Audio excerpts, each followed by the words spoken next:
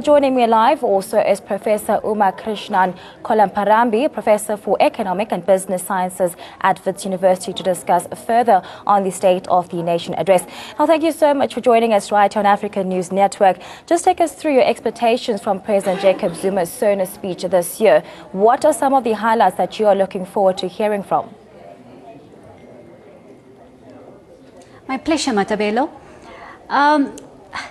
There are two aspects here. One is what I hope to hear and what I am likely to hear. So what I'm likely to hear is more emphasis on transformation, land reforms, some of the terms required in the current political scenario.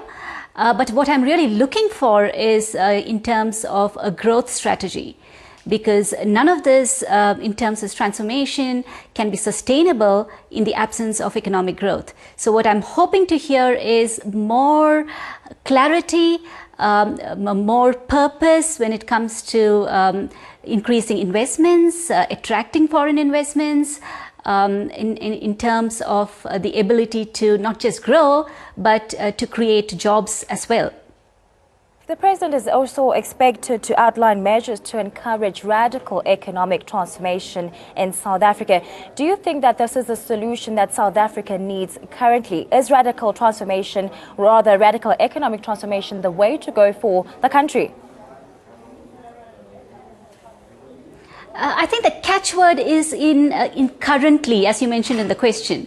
You see, right now the economy is not at its peak of health, as we are aware, and this may not be the appropriate time for radical measures when one would hope, these measures can be introduced when the economy is growing, when the economy is already buoyant, when investments are happening, and we are on an upswing. So the timing of it may not be appropriate, but having said that, there is no doubt that there is a need for radical transformation in South Africa. As we know, we stand at unemployment rates of 36%.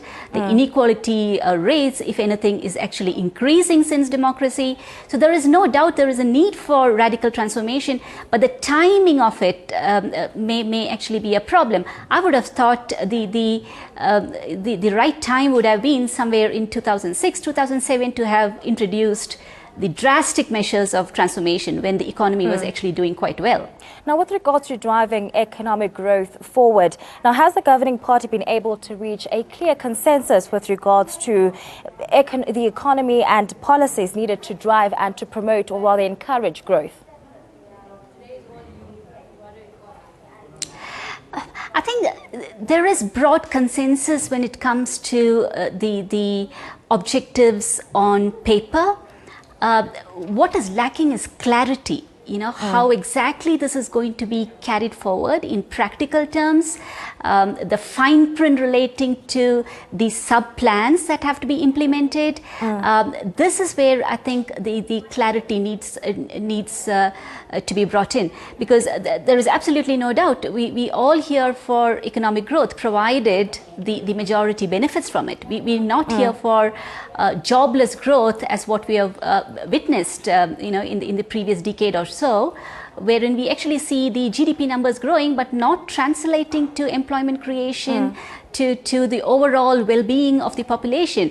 So this is where again we need to strategize on the kind of not just the development policies, but also in terms of investment, the investment policies that need to be encouraged, where we encouraging the labor-intensive base of production, not really forgetting that we are a developing country, with an income per capita income that has been stagnating for many years now. Actually taking these concerns into account and not trying to emulate policies of the Europe or the developed countries, but rather looking at other developing countries to come down to the ground and realize we are a developing country requiring labor-intensive production techniques, job creation, and not really looking at replacing labor. And before I let you go, now with regards to, well, rather the President has mentioned the importance of inclusive growth and also engaging black people into the mainstream economy. Just touch on the importance of having this and also bridging the gap between the rich and the poor, which seems to still be a problem in South Africa. Yes, it is definitely a problem, but where does a problem arise? I think it's more fundamental.